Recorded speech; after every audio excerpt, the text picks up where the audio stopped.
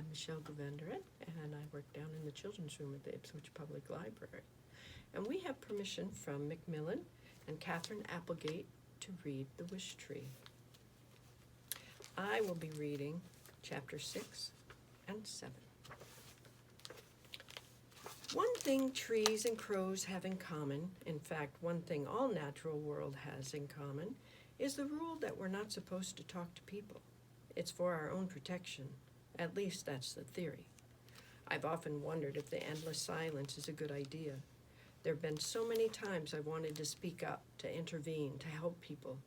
I've never said a word, though. That's just the way it is. Just the way the world has always worked. Have there been slip-ups? Sure, mistakes have been made. Last year I heard about a frog named Fly who'd been napping in a mailbox. All frogs are named after their bugs they enjoy eating.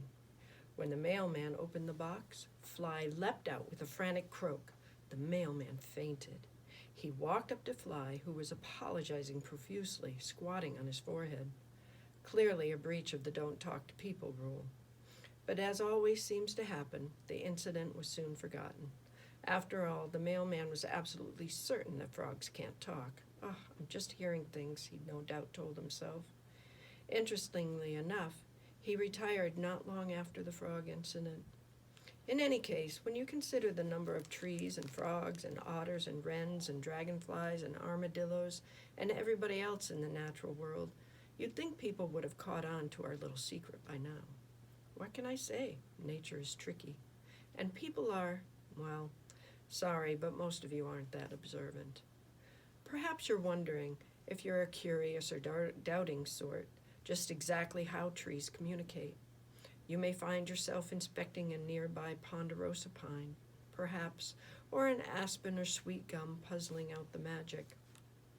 People speak with the help of lungs and throats, voice boxes, tongues, lips, thanks to an intricate symphony of sound and breath and movement. But there are plenty other ways to convey information. An eyebrow cocked, a giggle stifled, a tear brushed aside. These too are ways to express yourself. For a tree, communication is just as complicated and miraculous as it is for humans. In a mysterious dance of sunlight and sugar, water and wind and soil, we build invisible bridges to connect with the world. Frogs have their own way of connecting. Same for dogs. Same for newts and spiders, elephants and eagles. How exactly do we do it? That's for us to know and you to figure out. Nature also adores a good secret.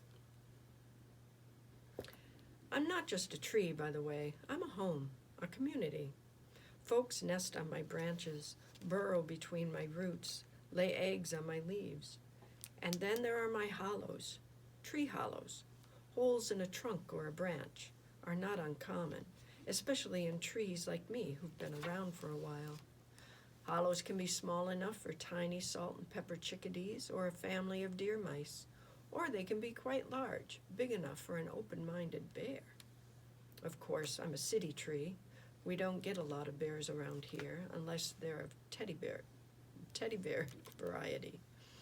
But I've hosted more than my share of raccoons, foxes, skunks, opossums, and mice. One year I was home to a lovely and exceedingly polite porcupine family. I've even sheltered a person. Long story. I have lots of those stored up the way a squirrel hoards acorns. Hollows happen for many reasons. Woodpeckers, fallen branches, lightning, disease, burrowing insects. In my case, I have 3 hollows. 2 medium-sized ones were made by woodpeckers. The largest one happened when I was quite young. I lost a large branch that was weakened by wet snow during a nor'easter. It was a big wound, slow to heal, and my spring leafing that year was paltry, my fall color pale, and frankly embarrassing. But eventually the hole healed, widened with the help of insects, and now about 4 feet off the ground I have a deep oval hollow. Hollows offer protection from the elements, a secure spot to sleep and to stash your belongings. They are a safe place. Hollows are proof that something bad can become something good with enough time and care and hope. Being a home to others isn't always easy. Sometimes I feel like an apartment complex with too many residents who don't always get along. Still, we make it work. There's a lot of give and take in nature. Woodpeckers hammer at my trunk, but they also eat annoying pests. Grass cools the earth, but it also bickers with me over water. Every spring brings new residents, old friends, and more chances for compromise. This spring in particular has been seen quite a baby boom. Currently, I'm home to owls nestling, baby possums, and tiny raccoons. I'm also visited regularly by the skunk kits who live underneath the porch of a nearby house. This is unprecedented. Never have I sheltered so many babies. It just doesn't happen. Animals like space. They like their own territory. Normally they would be arguing, perhaps even a stolen nest or a midnight battle. And certainly there have been some disagreements. But I've made it clear that eating your neighbors will not be allowed while I'm in charge. Me, I don't feel crowded at all having so much company. Making others feel safe is a fine way to spend your days.